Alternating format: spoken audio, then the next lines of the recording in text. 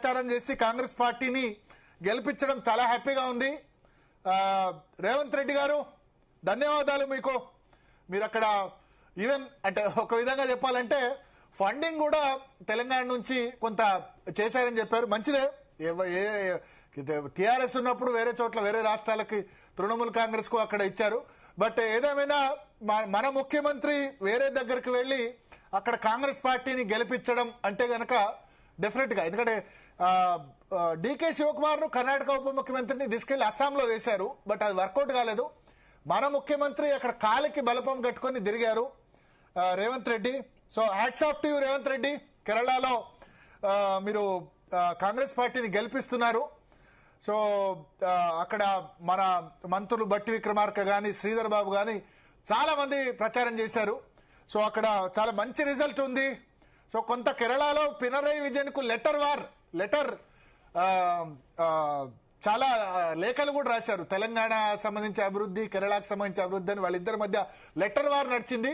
So Revanth Reddy అక్కడ కేరళలో ఒక ఫిగర్ అయ్యారు. ఎందుకంటే రాహుల్ గాంధీ, ప్రియాంక గాంధీ క్యాంపెయిన్ తో పాటు వాళ్ళు ఎంతైనా నార్త్ ఇండియా కాబట్టి సౌత్ ఇండియా ఫ్లేవర్ లో రేవంత్ రెడ్డి వెళ్లి ఇక్కడ తెలంగాణలో చేస్తున్న అభివృద్ధి కార్యక్రమాల ప్రకటనలు, ఎలక్షన్ కమిషన్ కోడ్ రాకముందు తెలంగాణ పథకాలు 6 గ్యారంటీస్ సంబంధించి ఫ్రీ బస్ ఇస్తున్నాం, ఇవన్నీ చెప్తున్నాం అని చెప్పి తెలంగాణ ప్రభుత్వానికి సంబంధించిన యాడ్స్ కేరళలో ఇచ్చారు. అది వర్కౌట్ అయినట్టు కనిపిస్తోంది. సో కాంగ్రెస్ పార్టీ ప్రతినిధి ఉంటే కలపండి. రేవంత్ రెడ్డి స్ట్రాటజీ వర్కౌట్ అయింది. అంటే ఇప్పుడు ఎక్కడైనా సరే మన రాష్ట్రానికి సంబంధించిన వ్యక్తి దేశంలో వేరే రాష్ట్రంలో కూడా ఇన్ఫ్లుయెన్సర్ అవుతాయి. మనం పివి నరసింహారావు ప్రధానమంత్రి అయితే ఎంత హ్యాపీగా చెప్పుకున్నామో, కేసీఆర్ సరే వేరే చోట మహారాష్ట్రలో చిన్న పంచాయతీ గెలిచినా, భారత రాష్ట్ర సమితి గెలిచినా హ్యాపీగా చెప్పుకున్నామో, తెలుగుదేశం పార్టీ అండమాన్లో గెలిస్తే హ్యాపీగా చెప్పుకున్నామో, సరే జాతీయ పార్టీ అయినా రేవంత్ రెడ్డి అక్కడ కేరళలో కాంగ్రెస్ పార్టీ నిజానికి కాంగ్రెస్ పార్టీ పునరుజ్జీవానికి కారణమయ్యాడు. కాంగ్రెస్ ఒకసారి గెలిస్తే, ఒకసారి కేరళలో యూడీఎఫ్ గెలిస్తే ఎల్డీఎఫ్ గెలుస్తుంది. కానీ లాస్ట్ టైం పినరయి విజయన్ ఆ రికార్డు బద్దలు కొట్టి 10 సంవత్సరాలు వరుసగా ముఖ్యమంత్రి అయ్యారు. ఇప్పుడు రేవంత్ రెడ్డి సహకారంతో కేరళలో కాంగ్రెస్ పార్టీ గెలుస్తుంది. మీరు గుర్తుంచుకోండి, ఒక్క కేరళ కొంచెం తమిళనాడు వెళ్ళాడో లేదో నాకు గుర్తులేదు రేవంత్ రెడ్డి. అస్సాం గానీ మిగతా వెస్ట్ బెంగాల్ గానీ ఎక్కడా వెళ్ళలేదు. కేరళ మాత్రం పర్టికులర్ గా వెళ్ళాడు. 3-4 రోజులు అక్కడ ప్రచారం చేశాడు. 3-4 రోజులు ప్రచారం చేశాడు.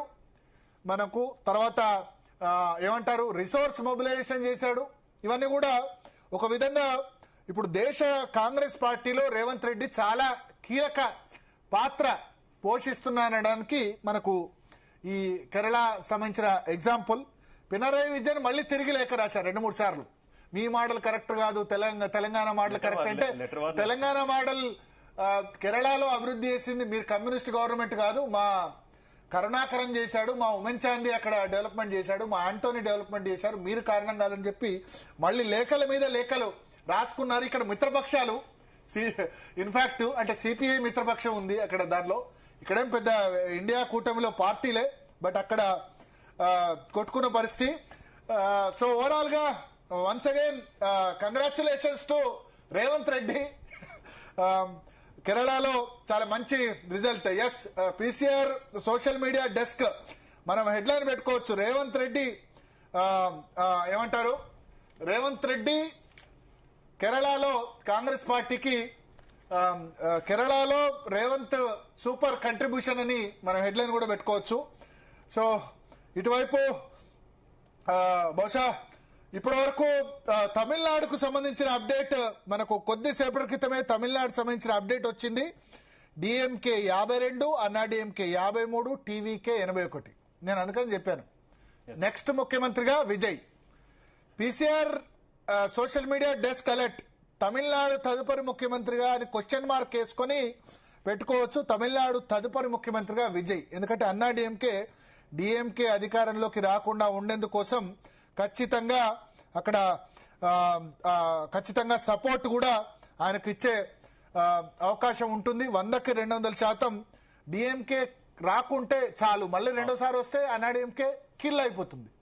విజయ్ వస్తే వాళ్ళకి మళ్ళీ అవకాశం ఉంటుంది. ఎందుకంటే స్టాలిన్ అక్కడ చెన్నై కానీ మిగతా చోట్ల కానీ మనీ పవర్ పరంగా చాలా స్ట్రాంగ్ అయిపోయారు. ఇక్కడ ఇండియా కనుక డిఎంకే అధికారంలోకి వస్తే శశికళ తొక్కేస్తుంది పళనిస్వామి, ఎందుకంటే అన్నాడీఎంకే కాచుకొని కూర్చుంది. సో అన్నాడీఎంకే విజయ్ కలిపి మేబీ అధికారంలోకి రావచ్చు. కొంచెం తక్కువ పడ్డా ఇప్పుడైతే 79 సీట్లు ఆధిక్యం కనబరుస్తుంది. మరి డిఎంకే అన్నాడీఎంకే కలుస్తాయా? బద్ధ విరోధులు, చరిత్రలో లేదు ఇంతవరకు. చరిత్రలో గెలవని పార్టీలు ప్రపంచంలో ఏమంటారు, కాంగ్రెస్ బీజేపీ సంబంధించి కూడా కొన్ని చోట్ల మున్సిపల్లో పొత్తులు పెట్టుకున్నారు. మా మణికొండ మున్సిపాలిటీలో కాంగ్రెస్ బీజేపీ కూడా పొత్తులు పెట్టుకొని గెలిచారు. కానీ చరిత్రలో ఇంతవరకు కలవని పార్టీలు ఒకటే, రెండే పార్టీలు. అదేంటంటే ఎక్కడ చిన్న పంచాయతీలో కూడా పొత్తు పెట్టుకొని పార్టీలు ఎవరంటే అది డిఎంకే అన్నాడీఎంకే. సో మరి టీవీకే విజయ్ని సీఎం కాకుండా ఉండేందుకు వీళ్ళిద్దరు కలుస్తారా అన్నదైతే చూడాల్సింది. చాలా interesting. But I don't think so. Bharatiya Janata party definite గా దాన్ని ఆహ్వానించే పరిస్థితి ఖచ్చితంగా కనిపిస్తుంది. సో కేరళ అయితే చాలా కంఫర్టబుల్ గా యూడిఎఫ్ 90, ఎల్డిఎఫ్ 45, ఎన్డీఏ 5 సీట్లు, భారతీయ జనతా పార్టీ 5 సీట్లు రావడం కూడా గొప్పే. ఓట్లు 15-16% వచ్చినా ఇంతవరకు కేరళలో 1 సీటు 2 సీట్లు దాటలే. రాజగోపాలన్ పాపం ఆయన చాలా పెద్ద మనిషి, ఆయన మాత్రమే గెలిచారు. సో ఓవరాల్ గా వెస్ట్ బెంగాల్ సంబంధించి మ్యార్జిన్ పెరుగుతోంది. మ్యాజిక్ ఫిగర్ దగ్గరలో 150 సీట్ల దగ్గర 148 magic figure Bharatiya Janata party కనిపిస్తుంది. ఒకసారి ఎలక్షన్ కమిషన్ వెబ్సైట్ ఏం చెప్తుంది చూద్దాం. బీజేపీ 8, తృణమూల్ కాంగ్రెస్ 2, బీజేపీఎం 1.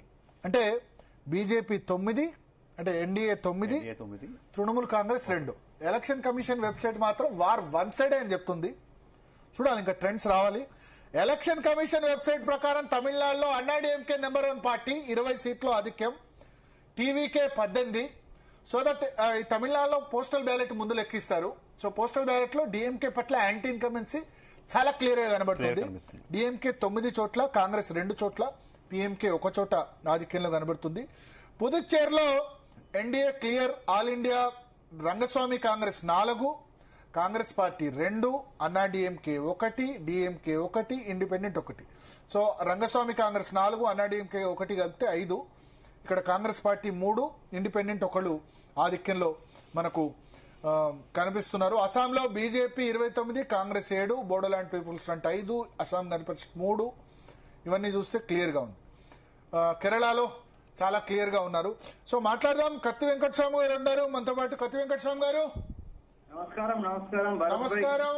ఒక కేరళ తప్ప మీకు ఎక్కడ రిజల్ట్ బాగాలేదు. కేరళలో క్రెడిట్ నేను రేవంత్ రెడ్డికి ఇస్తున్నా. కేరళలో కేరళ క్రెడిట్ ఎవరికి అని అంటే కేరళలో ఉన్నటువంటి ట్రెండ్ 10 సంవత్సరాల ఉన్నటువంటి ఎల్డిఎఫ్ కు యాంటీ ఇన్కంబెన్సీ ఉంటుందని ఎక్స్పెక్టేషన్. తర్వాత 10 సంవత్సరాలుగా కాంగ్రెస్ కార్యకర్తలు కూడా అక్కడ లోకల్ గా చాలా సీనియర్ లీడర్స్ కేసీ గారు ఇలాంటి వాళ్ళు, తర్వాత